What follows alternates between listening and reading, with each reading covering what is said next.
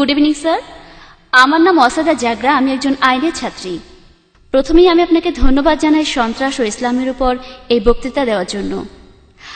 আমার প্রশ্ন হচ্ছে, আপনি কি মনে করেন হঠাৎ বেড়ে ওঠা সন্ত্রাসী সংগঠনগুলো সম্পর্কে, যেগুলো আসলে ইসলামিক আর তারা ইসলামের নামে যুদ্ধ করে?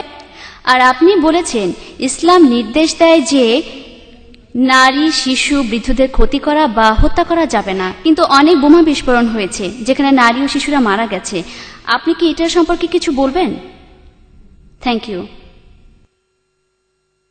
বোন, আপনি খুব প্রাসঙ্গিক প্রশ্ন করেছেন যে এটার কারণ কি সন্ত্রাসী সংগঠনের সংখ্যা বাড়ছে মুসলমানদের মধ্যে।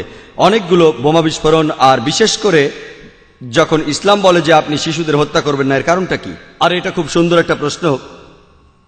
ব্যক্তিগতভাবে বলছি, আবারও বলছি, ব্যক্তিগতভাবে আমি কোনো সাক্ষাৎকার নেইনি কোনো তথাকথিত 100% কট্টর সন্ত্রাসীর।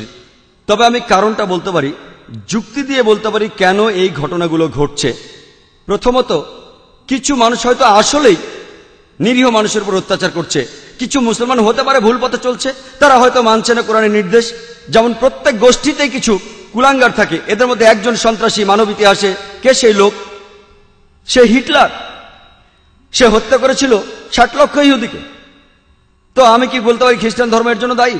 হিটলার খ্রিস্টান ছিল, তাই আমি বলতে পারি না যে যেহেতু হিটলার হত্যা করেছিল 60 লক্ষ ইহুদিকে, সেজন্য খ্রিস্টান ধর্ম দায়ী। সে একাই। যদি পৃথিবীর সমস্ত সন্ত্রাসী সংগঠনগুলো দেখেন, আমার সন্দেহ 60 লক্ষ হবে কিনা, কিন্তু হিটলার একাই মেরেছিল 60 লক্ষ। আবার দেখেন মুসলিনি তিনিও একজন খ্রিস্টান। তাই যেহেতু মুসলিনি হত্যা করেছে হাজার হাজার নিরীহ মানুষ, তার অর্থ এই না যে আমি খ্রিস্টান ধর্মকে এর জন্য দায়ী করব। তাই কুলাঙ্গার থাকতে পারে প্রত্যেক ধর্মেই। কুলাঙ্গার ওরা নিজেদের মুসলমান বলতেই পারে, আর এটা ভুল হতে পারে। 2 নম্বর পয়েন্ট, এটা হতে পারে ওই লোকগুলো হয়রানির শিকার। যদি প্রশ্ন করেন আজকে কোনো ইন্ডিয়ান দেশের স্বাধীনতার জন্য যুদ্ধ করছে না, আপনি কি দেখেছেন কোনো ইন্ডিয়ান স্বাধীনতার জন্য যুদ্ধ করছে? না। কিন্তু 100 বছর আগে অনেকেই করেছেন। তা আপনি যদি প্রশ্ন করেন ভাই জাকের, কেন 100 বছর আগে অনেক ইন্ডিয়ান তাদের স্বাধীনতার জন্য যুদ্ধ করত? কারণ ব্রিটিশ সরকার ইন্ডিয়া শাসন করত। এই কারণেই মানুষ স্বাধীনতার জন্য যুদ্ধ করত। আজকে ব্রিটিশ সরকার চলে গেছে, তাই কেউ আর স্বাধীনতার জন্য যুদ্ধ করছে না। সেজন্য হতে পারে এই মুসলমানরা হয়রানির শিকার হয়েছে, তাদের উপর অন্যায় করা হয়েছে। আর এই ধরনের ঘটনা পৃথিবীর বিভিন্ন জায়গায় ঘটছে, যেমন প্যালেস্টাইন।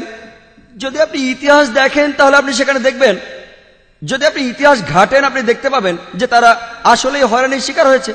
আর যখন কেউ তাদের সাহায্য করতে আসেনি, তাদের যা ছিল তাই নিয়ে তারা মোকাবেলা করেছে। যেমন ধরেন সেই ঘটনা যা বাইবেলে লেখা আছে, ডেভিড আর গোলিয়াথ একটা পাথরে আনাপ ছিল। তাই দোষকার? দোষটা আমাদেরই, আমরাই দায়ী, কারণ আমরা এই সমস্যার মূল কারণ খুঁজছি না। যদি কোনো সন্ত্রাসী সংগঠন থাকে, আমাদের সেখানে গিয়ে দেখতে হবে, খুঁজে বের করতে হবে কি কারণে তারা সন্ত্রাসের পথ বেছে নিয়েছে। শুধুমাত্র এভাবেই সমাধান করা যেতে পারে। তাদেরকে হত্যা করে সমস্যার সমাধান করা যাবে না। আপনি একজনকে হত্যা করবেন, 10 জন আসবে। আমাদেরকে কি করতে হবে? পেছনে ফিরতে হবে, দেখতে হবে কারণটা কি, কোন কারণে আপনারা এই পথ বেছে নিয়েছেন। আমাদের খুঁজে বের করতে হবে মূল কারণ। এখানে উদাহরণ হিসেবে বলা যায় প্যালেস্টাইন। যখন হিটলার হত্যা করেছিল 60 লক্ষ ইহুদিকে, ইহুদিদের তাড়িয়ে দেওয়া হয়েছিল জার্মানি থেকে। আর তখন প্যালেস্টাইনরা বলেছিল আহলান ওয়া সাহলান, তোমরা আমার জ্ঞাতি ভাই, চলে এসো, আমাদের সাথে থাকো। ব্যাপারটা এরকম যে এক অচেনা লোককে বললাম কোনো অসুবিধা না, আমার ঘরে থাকো। কয়েক বছর পর সে আমাকে ঘর থেকে তাড়িয়ে দিল। আর আমি যখন চিল্লাপাল্লা শুরু করলাম ঘরের বাইরে গিয়ে যে এই লোকগুলো আমার ঘর দখল করে নিয়েছে, তখন আপনি আমাকে সন্ত্রাসী বললেন। আমি কি সন্ত্রাসী? আমি আশ্রয় দিয়েছিলাম এক অচেনা লোককে, শুধুমাত্র মানবতার কারণে আশ্রয় দিয়েছিলাম আমার ঘরে। কয়েক মাস পরে সে আমাকে তাড়িয়ে দিল, আমি বললাম ঘর ফেরত চাই, আপনি আমাকে বললেন সন্ত্রাসী। কাকে দোষ দেব? দোষ আমাদেরই, আমরাই দোষী। আমাদেরই খুঁজে বের করতে হবে এই সমস্যার কারণটা কি। সর্বশক্তিমান আল্লাহ আমাদেরকে বুদ্ধি দিয়েছেন, এমনকি এই শক্তিও দিয়েছেন সবাইকে একত্রিত করার। যদি আপনি মূল কারণটা দেখেন, আপনি জানবেন যে কেন একজন মানুষ মরতে চায়। কে মরতে চায়? কে মরতে চায়? যে মানুষটা বলে যে আমি নিজে তো মরবই, তাহলে কেন আর কয়েকজন সঙ্গে নিয়ে মরবো না? তাহলে আপনি যদি কোনো মনোবিজ্ঞানীকে প্রশ্ন করেন, তিনি বলবেন যে মূল কারণে যেতে হলে এই লোকগুলোকে জিজ্ঞেস করতে হবে কেন তারা এসব করছে।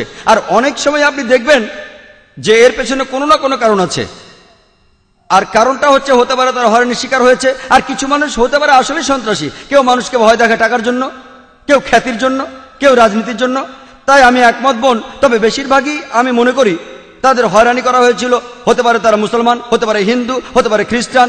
একটা তীব্র প্রতিক্রিয়া দেখা দেবে যখন মানুষ আর সহ্য করতে পারে না।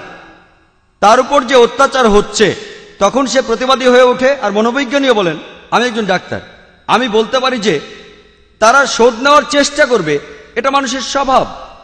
তাহলে একজন মানুষ যে একটা আঙ্গুলও উঁচু করতে চায় না, কেন সে একটা বন্দুক হাতে তুলে নেবে? কেন?